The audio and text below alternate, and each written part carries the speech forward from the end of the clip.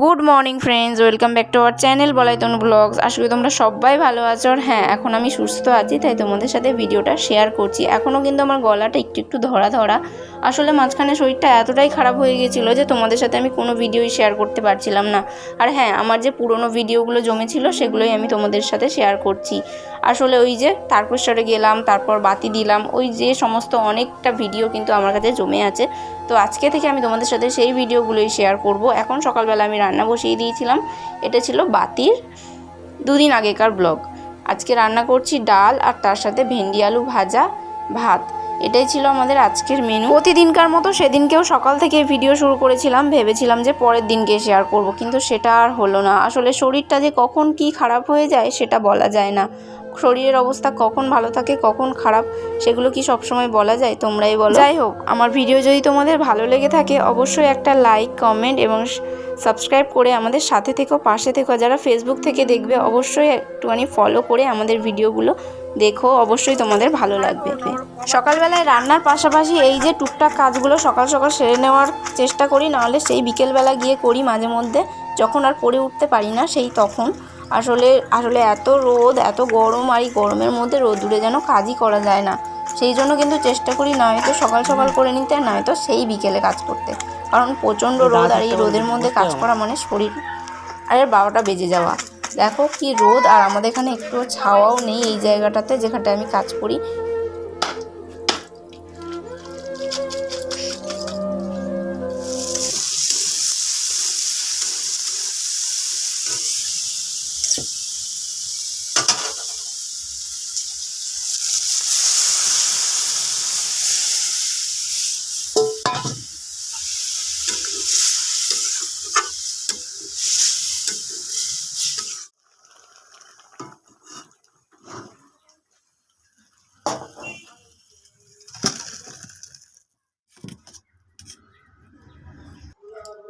যাই হোক, রান্না তো কমপ্লিট হলো। এখানে আছে ভেন্ডি ভাজা আর করলাম ডাল, দেখতেই পেলে। আর এইখানে দেখো তোমার দাদাভাই কিন্তু আজ বাজার করে নিয়ে এসছে কই মাছ। এর মধ্যে কই মাছ আছে। তো বন্ধুরা, এই দেখো কত কই মাছ নিয়ে এসছে। জল ঘুলে গেছে, বোঝা যাচ্ছে না, ভেতরে অনেকগুলো। খুলে রাখবে, বিশ্বাস মনে হ্যাঁ, বেরিয়ে গেলেই হয়ে গেল। এখানটায় রাখি, নোড়া চাপা দিয়ে দেবো।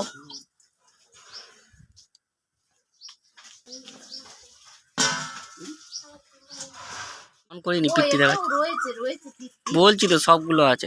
আর এদিকে কই মাছের পাশাপাশি কিন্তু আরো অনেক রকম মাছ এনেছিল। রুই মাছ, পোনা মাছ, তারপরে কি বলে ট্যাংরা মাছ, আর ট্যাংরা বলে না, ওই মাছও নিয়ে এসছে। চলো তোমাদেরকে এক এক করে দেখাবো। আসলে সপ্তাহে একদিন বাজার করতে যায়, আর কিন্তু সারা সপ্তাহের বাজার করে আনে, প্রায় 5-6 দিন আমাদের হয়ে যায়। এইবারে যা মাছ এনেছে আরও বেশি হয়ে যাবে, কারণ মাঝখানে বাতি আছে, তারকেশ্বর যাব, তো তখন খাওয়া দাওয়া হবে না। তো এইগুলো ফ্রিজে রেখে দেবো। এই দেখো এখানে আছে 8 ট্যাংরা।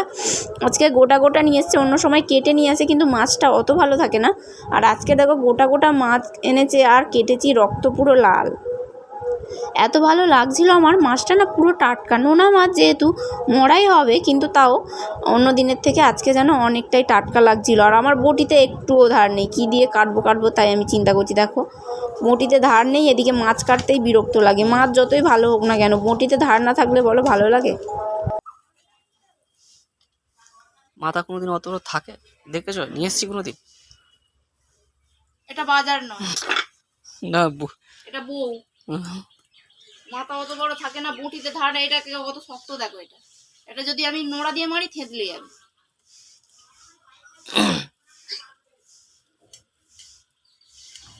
কাটবে না, কেটে যাচ্ছে তো। আরে ছেড়ে দে, আনতে হবে না। এই আন, কাটতে হবে, মাথা কাটতে হবে। মা তুমি এতে হাত দিও না জঙ্গলে।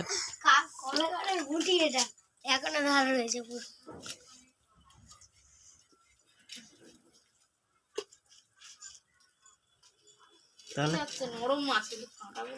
মুরগির বটি তো তাহলে 3 পিস। আর তোমাদেরকে বলছিলামই যে এটা কিন্তু বাতির দুদিনকার আগের ব্লগ, আর এরই মধ্যে সবাই কিন্তু উত্তরই নিয়ে নিয়েছে। আর তখনও কিন্তু আমি জানতাম না যে তারকেশ্বরে যাব, হঠাৎ করেই মা আগের দিনকে বললো আর পরের দিনকে চলে গিয়েছিলাম একেবারেই তাড়াহুড়ো করে।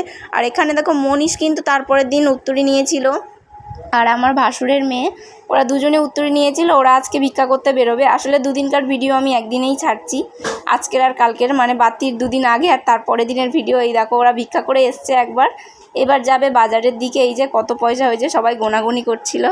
50, 60, 70, 80। মনীষের কত পয়সা হয়েছে বাবা, বাজারে যাচ্ছি 100 টাকার মতো। মনীষ বড়লোক হয়ে যাবে এবারে। এরপর কিন্তু দুপুরবেলা আমরা বসে গেছি ভাত খেতে। এই যে দুজন মিলে ভাত খাবো। ছালা, আমাদের ছালা। দাঁড়াও ভাত দেবো, দাঁড়াও।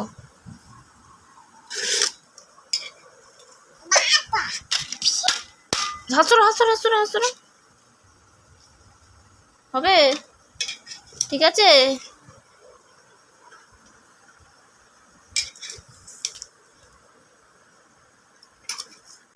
কি করছিস, কি করছিস এটা? যে আমি দিচ্ছি রে। পাবুল বললে লে লে এটা করছি। খেয়ে দেখো, খেয়ে দেখো কিরম, খেয়ে দেখো।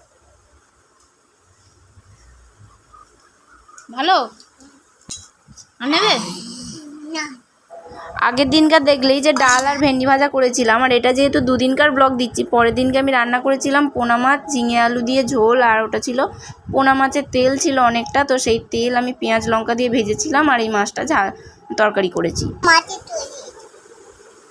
পুঁটি মাছ। কি খাবে? পুঁটি মাছ খাও। পুঁটি মাছ। পুঁটি মাছ খাবে? চোখটা খাবে তুমি?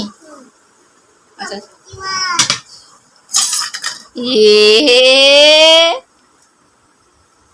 কাঁটা কাঁটা আমি ছাড়িয়ে খাই। আর এদিকে বিকেলবেলার দিকে দেখো ওরা ভিক্ষা টিকা করে বাড়ি এসছে, আর এবার কিন্তু ওই যে আমার ভাসুরের মেয়েটা, ও কিন্তু বাড়ি চলে যাবে। দুজনে একসাথে ভিক্ষা করলো, এবার ওদের বাড়ি আমাদের বাড়ি থেকে একটু মানে দূরেই, তো ওখানে চলে যাবে। তো ভাবলাম একটু পয়সা না দিলে হয় কিছু, সেই জন্য 20 টাকা দিলাম। আর এরপর কিন্তু বিকেলবেলা আমি বসে গেছি কই মাছগুলো নিয়ে। এখন আমি খবর পেয়ে গেছি যে তারকেশ্বরে যাব, আর ওর সামনে হচ্ছে বাদি অনেক কিছু রয়েছে। তারপর আবার পয়লা বৈশাখে রান্না বান্না, তারপর পয়লা বৈশাখে মেলাইতে আবার দোকান দেবো, তখন আবার কাটতে পারবো কিনা মাছগুলো, সেই জন্য কিন্তু আমি এখন কেটে রাখবো। আর যেহেতু 2-3 দিন বাড়িতে থাকবো না, মাছগুলো মরে যায় যদি, বা যদি কিছু হয়, বাড়িতে তো থাকবো না, যদি পালায়, সেই চিন্তা ভাবনা নিয়ে আমি কিন্তু এখন কাটতে বসেছি। জানি না কিভাবে কাটবো, আসলে মাছগুলো হাত দিতেই আমার ভয় লাগছিল। সত্যি পচার মাছ ছিল বলে আমি কিন্তু মাছগুলো কাটতে পেরেছি।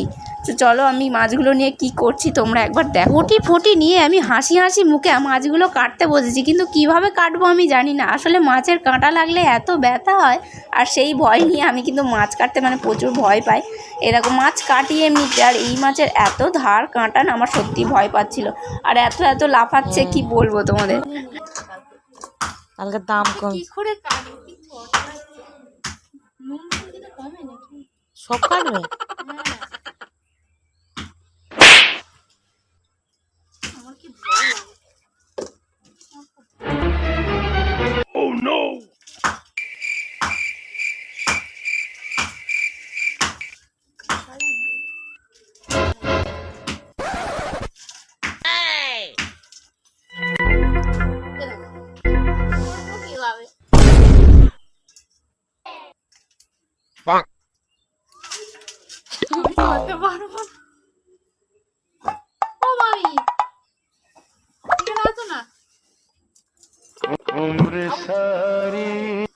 আউট নেই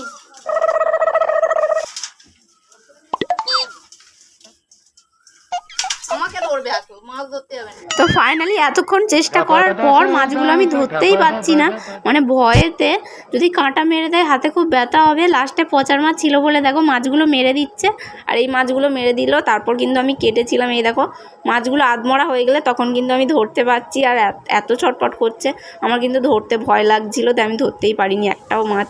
তো বন্ধুরা মাছ কাটতে কাটতে তো সন্ধে হয়ে গেছিলো, আর এখন হচ্ছে আমি রান্না বসিয়ে দিয়েছি। এখন প্রায় 9টা বাজতে যে আমার রান্না শেষ হয়নি। দেখো মাছটা অনেকক্ষণ ধরে কাটতে না আর ইচ্ছা হচ্ছিল না। এখানে আমি করছি আজকে লাউ চিংড়ি, এই দেখো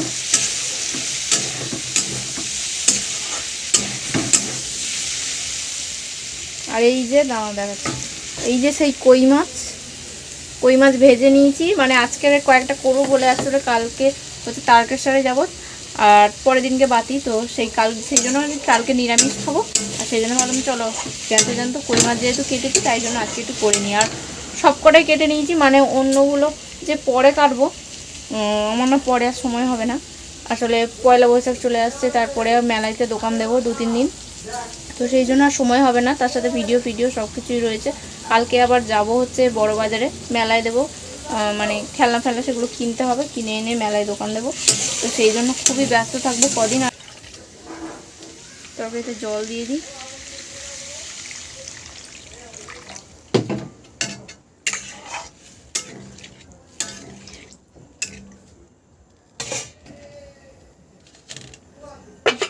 আমি কিছু বললাম বল? কাল থেকে কিছু করবো না, বসে রান্না করবো না, কিছু আমি করবো না, বলছি হয়তো যেরকম সেরকম ফেলে রেখে দেবো। খারাপ কথা বলো।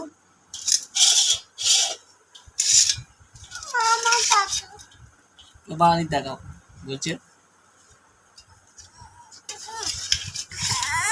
মামা দাঁড়াও না এটা বলতে হবে। দেখাও বলে পাগলা করে দেবে। আর ঝোল দেবো? না তুই কি খাবি বল, দেখিয়েছি বল কি খাবি। দেখাও নাম বলতে পারি না, এটা তা দিয়েছো রান্না ভাই? না কই মাছ ঝাল করেছি, তেল কই, আর এখানে আছে লাউ চিংড়ি।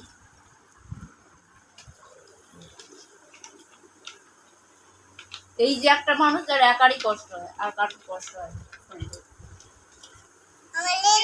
প্রত্যেকদিন ওনার পা টিপতে হবে, ওনার এ করতে হবে, সে করতে হবে। তোমার কি করতে হবে বলো, তোমার কষ্ট হয় না? হ্যাঁ হয় না? তাহলে তুমি কাজ করবে সব।